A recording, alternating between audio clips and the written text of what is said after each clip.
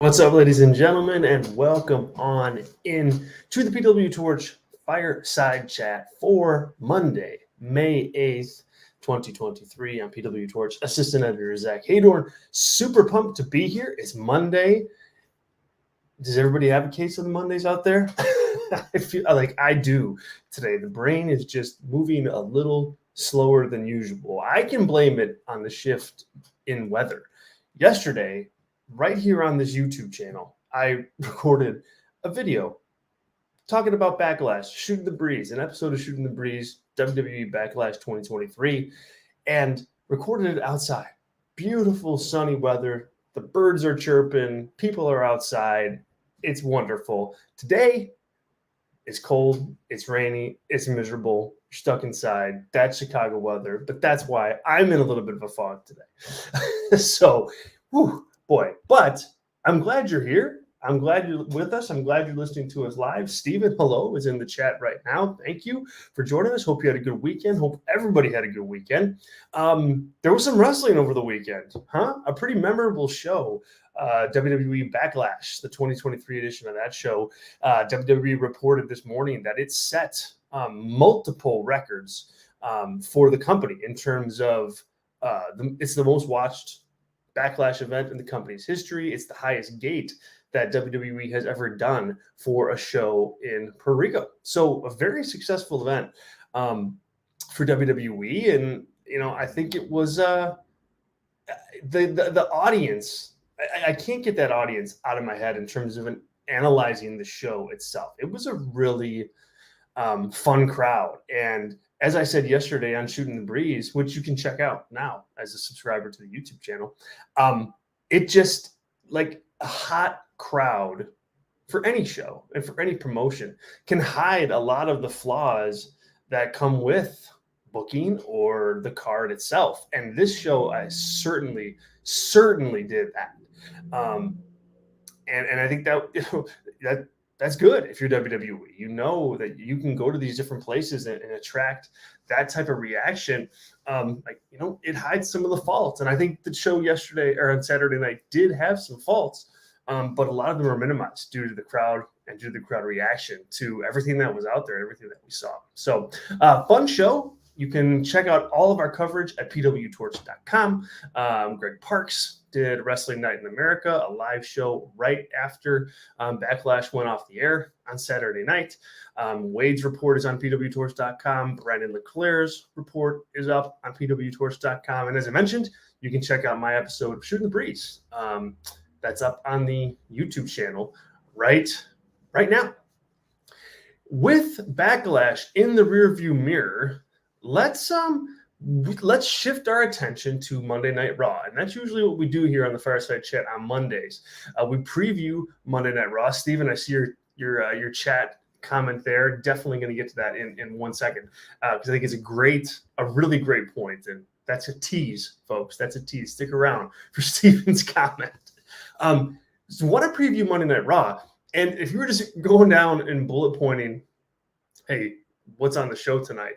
Once again, WWE does not have a lot on the table that they're trying to promote outside of, a new World Heavyweight Championship tournament beginning on this week's show. So just to recap, here's how it's going to work. It's going to be 2 triple threat matches on tonight's show consisting of 6 competitors. We got The Miz, we've got Seth Rollins, we've got Cody Rhodes, we've got Finn Balor, we've got Damian Priest, and I'm missing one. Oh my goodness gracious. How embarrassing. Who is the other one? Oh, this is why live shows are fun. Let's see. Going to PWTorch.com. Shinsuke Nakamura. There we go. That is our 6th competitor. So some combination of 2 triple threat matches is going to be pulled out of those 6 competitors. Those 2 matches are going to happen on the show. The winner of those 2 matches will square off in the main event of tonight's show. And then the winner of that match will go on to Night of Champions to take on the winner of the SmackDown side of the bracket, which includes Austin Theory, AJ Styles, Edge, Sheamus, Rey Mysterio, and Bobby Lashley. So Question is, for our Raw preview show, who's walking out tonight as the winner of the Raw side of the bracket? And most importantly, maybe in terms of a preview show, should we know the order or like what matches are going to be happening at this point? To Steve's question here, are we going to be let in on what the triple threat matchups are? No clue. I've been checking WWE.com all afternoon for that specific update. There's some leaks coming out from and some spoilers coming out from PW Insider as to what the triple threat matches might look like. But we're not reporting that yet because I'm not quite sure at this moment. But PW Insider is, so if you want to check that out, you can go over there. So it's hard to see how this goes if you don't know who and what the triple threat matches are going to look like. What does everybody think of the competitors from the Raw side of things? I think for the most part, and we'll get to Paul, your comment here in a minute. For the most part, I think they work. You know, they consist of most of the top guys on Raw. Seth Rollins, Cody Rhodes, Finn Balor, Damian Priest, Judgment Day, like a top faction on Raw. Shinsuke Nakamura, who's being positioned, I think, as somebody who can do some damage on Raw. He gets a win going on to SmackDown. And then Miz. And here's the deal with Miz. Miz does not have credibility. And to Paul's point, when was the last time Miz won a match, let alone a tournament? Why is he in the tournament? That's a good question. And I think for me, I kind of give WWE the leeway on this because you got to have some of these guys doing jobs. And, you know, there's some like protecting certain characters, like, for example, Brock Lesnar even, you know, do you want him in this tournament doing a job if he's not going to win it? Probably not. So you have to have people in it that can do jobs. I think that there's enough top world title contender talent up and down this tournament on both Raw and SmackDown that you can get away with, you know, somebody like Miz being a part of it, being a small part of it. So I'm okay with that. But you got Seth Rollins, who has all the momentum in the world right now. And when you look at potential winners of this tournament, you know, he is going to be at the top of many people's lists. And frankly, he should be. You know, he's getting a huge reaction right now. He's having really good matches. People are into the character. He's talking like a world champion and acting like a world champion. Like, I don't know that you can get Seth much hotter than he is right now. So you might want to just strike while that iron is hot and go with him. Miz, we just talked about, not going to be somebody that wins the tournament. Damian Priest, interesting. Very interesting. We reported at PWTorch.com, or not reported, but we went with a news story on PWTorch.com from PW Insider that says that Damian Priest's stock in the company rose significantly coming out of Backlash due to the job that he did with Bad Bunny in that in the double main event San Juan street fight. And he has kind of had an elevated level of, I guess, momentum or attitude and charisma that has come across really natural for him. And so it's probably too soon to have him win this tournament. But I mean, you could, if they're in separate triple threat matches, for example, you could headline Raw tonight with Seth Rollins versus Damian Priest. You know, I think that's a solid way to repair Priest a little bit after the match against Bad Bunny. Seth Rollins can win a match against Damian Priest and beat somebody that's viable. So I think is my pick at this point in time for the like the final match and winner of the Raw side of the bracket. Seth Rollins, Damian Priest. That's where I'm going when I'm reading the tea leaves. I mean, I don't think it's going to be Shinsuke Nakamura. I think, you know, it's too soon to go that route. Miz, we talked about. Finn Balor, same thing. Not a lot of upside there. Cody Rhodes is the big question mark, I think. But because of spoilers that have come out. I think, an avenue for him to exit the tournament with super levels of protection is there. And spoiler alert here, so pause or fast forward or turn us off for a second. Brock Lesnar is in Jacksonville for Monday Night Raw tonight.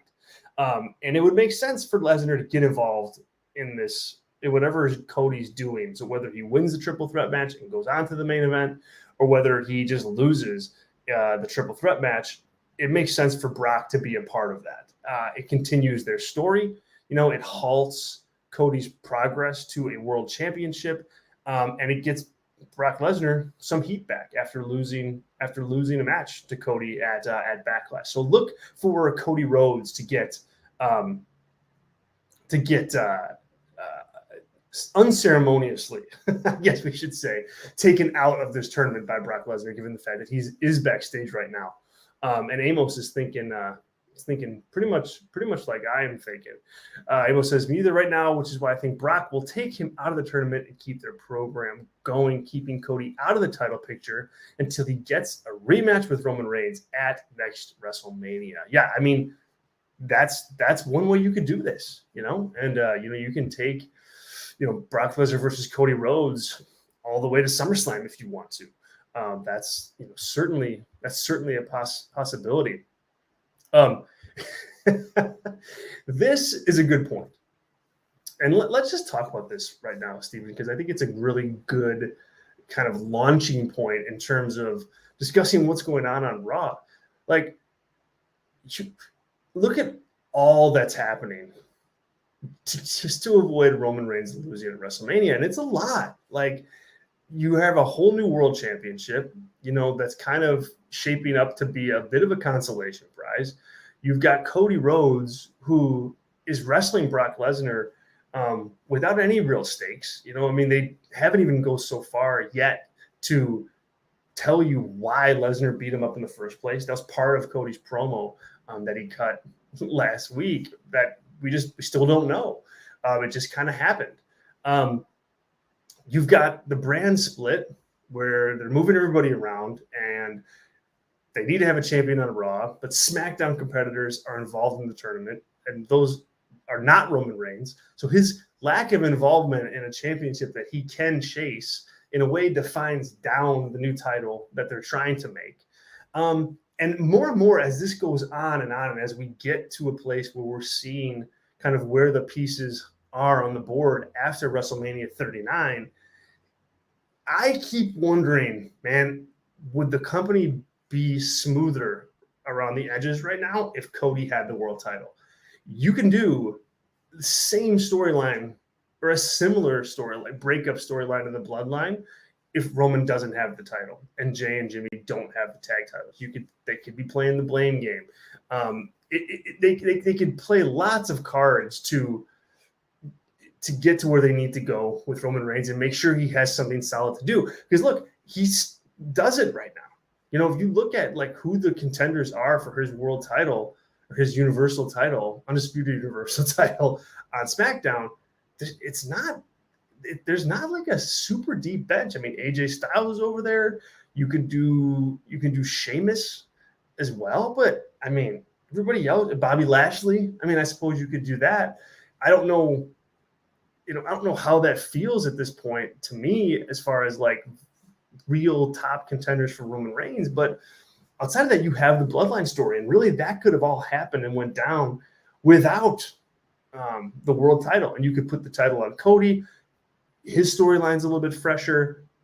Everything is a little bit more mapped out, a little more efficiently. So it certainly brings up that point when you think of all that's happening around Roman Reigns to just avoid him losing that title. And look, so I say all that, but it's hard to argue with the numbers too. You have WWE right now that's riding a wave of momentum at the exact right time where they're going to start renegotiating their television deals. Big money. I mean, huge money is on the table. And so I see the argument where, look, we're just not going to mess with that. We're just not going to mess with that. Roman is still going to have the title, and that's that. And it's hard to argue with that given how much is at stake with these dollars. Amos checking in again here. To be honest, the depth of opponents for Roman doesn't really matter since he will likely only defend it 3 times over the next year. Well, I mean, it's hard to argue with that. Somebody tells me he's going to have a little bit more of a heavier schedule, but that's true, But I mean, at the same time, though, Amos, like, if you're going to only have 3 title defenses in a year, they got to be better than Roman Reigns versus Sheamus at this point, or you have to at least build that up more or build Sheamus up more because, I just don't think that's going to cut it in terms of being one of 3 title matches that Roman Reigns has. We'll see what they do, but it'll be really interesting to watch. What do you guys think of the chat? Who's winning this tournament? Saw somebody drop in. Callum says he's going for Finn Balor. It's an interesting pick. I like it. I'm taking Seth Rollins. I've seen a lot of others take Seth Rollins as well. Anybody taking like a wild card like Damian Priest? Or is there potential for Cody just to win this thing? And have he beat Brock Lesnar on Saturday, rolls into Raw, he's going to win this, and he's going to go to the champions. Like, you could tell that story too. The only thing that throws me off on that is the spoiler that Lesnar is backstage in Jacksonville for Monday Night Raw. You can draw your own conclusions as to what that might mean. I'm checking WWE on YouTube or on Twitter as we speak here to see if we've gotten a reveal of what those triple threat matches are actually going to look like, and we do not. No update as far as that goes. So we wait. I wonder if they're going to make this part of the show, where they really try to make this tournament. Obviously, it's going to be a central focus of the show, but from a programming standpoint, like you do first segment 1, setting up the triple threats, and then you have both triple threats, and then you have the main event. I mean, that should take up a good chunk of your programming on the show this week. So they could be just waiting for the reveal to happen on the show to get people to watch and get people excited. Could be.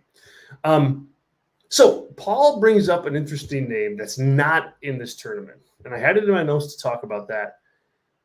Drew McIntyre, drafted to Monday Night Raw, not in this tournament. If he's on the show tonight, I think that's a big swing and a miss for WWE in terms of bringing Drew McIntyre over to Raw. Like, that guy kind of was like a signature get for WWE, or excuse me, for Raw in terms of the draft. Like, I don't know how you don't have him on the show in this tournament if he's there. If he's not there, okay, like, different story. I know there's some things going on with his contract. I know there's been reports that he's been kind of just down on his time in WWE, and that he might be accepting that he might be leaving the company after his contract expires. Regardless, if he's on the show, it's a big kind of like misuse of him. Like, I mean, he's a WrestleMania main eventer. Nobody. It's going to be hard to remember that 15 years from now because nobody saw that WrestleMania live, live and in person, and it was just a weird time for everybody. But it did happen, and he was champion for much of 2020.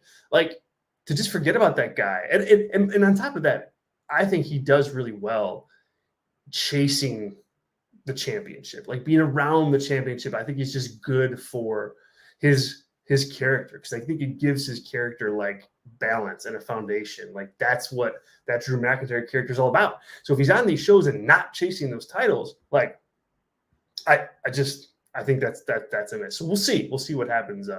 We'll see what happens with that. Okay, the other thing that they got promoted tonight, and then we'll ride off into the sunset here, is Trish Stratus and her return to Monday Night Raw. Reports all day have talked about a big star returning. My prediction, and this isn't news breaking, but this is just for discussion at the moment, is Becky Lynch makes a lot of sense to be that major star that's going to return now that we know that Trish Stratus is going to be on the show, right? Like, Trish Stratus did the heel turn. She turned on Becky. Haven't seen Becky since then. So it makes sense for those two to, to go at it, and for Becky to return and confront Trish. We only have a few weeks left until Night of Champions in Saudi Arabia. I guess this is where they're going for a match out there in the women's division, Trish Stratus versus Becky. So it just makes sense for that to happen. So my guess is that is what we are going to see. I don't know how much more to it'll be than that, though. Like, and Becky Lynch versus Trish Stratus I don't know. It's a fine match. It's a fine match. I mean, the fact that it's happening in Night of Champions, I mean, some of that just gets exhausting at this point with all these big matches happening over there in Saudi Arabia and not here on big shows. So yeah, I mean, it's okay. It's fine. It is what it is. I think Becky can get a nice win here. And then I would think that she would go after Rhea Ripley at some point. Like, that's a big match that's now available to WWE on Raw. A babyface Becky Lynch against a heel Rhea Ripley for the World Championship, whatever that one is. Rhea's holding the SmackDown title right now. She's on Raw. Who knows how they're going to address that? But Becky versus Rhea in a championship match, I mean, that's a big-time program for Raw. And so my guess is that what they can do here is use the Becky versus Trish match to get Trish some time in the ring, kind of get like one final singles match out of her. She gets a nice payday, due to the show being in Saudi Arabia. But Becky gets a good win that can set herself up moving into the summer and having important feuds at big shows. I mean, Money in the Bank is going to be in the UK. SummerSlam, they're selling tickets like crazy for the event at Ford Field in Detroit. So they're going to need big matches to fill these buildings and to go along with the hot ticket sales. So, and I'm going to move to Dr. Ross's comment here. You're exactly right. You got to do the match quick because Rhea there is a wave of momentum behind her too that is going to be hard to stop at some point, as that's going to come in and make her a babyface. So do the match with Becky while you can. And I mean, you could even use that match could indirectly be the catalyst to launch Rhea Ripley as a babyface. So yeah, good call, Dr. Ross. It's a really good point. You got to get to it before the tide fully turns on Rhea. And then at that point, you don't want to do Rhea Ripley versus Becky because you don't want that type of babyface versus babyface matchup. So really good call out, Dr. Ross. Appreciate it. All right, guys, that's what we have from Monday Night Raw. That's it. So good chat. As always, I appreciate it. Love these preview shows. Love talking with all you guys. If you haven't subscribed and you're watching this on delay, please do so. We've got new content most days of the week. Usually on Mondays, it's Raw preview stuff. Tuesdays, it's Raw review and NXT talk. AEW Day is on Wednesday.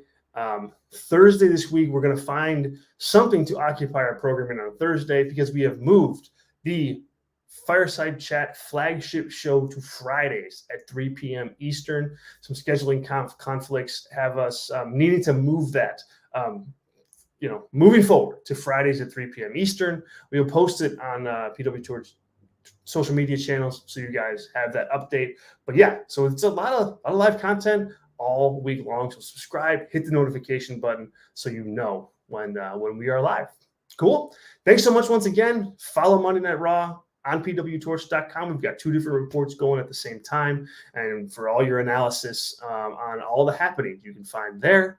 I'm PWTorch Assistant Editor Zach Haydorn. Thank you once again for being here, Stephen, Dr. Ross, Amos, and everybody else who checked in live. Thank you. And we'll talk to you guys again next time. See ya.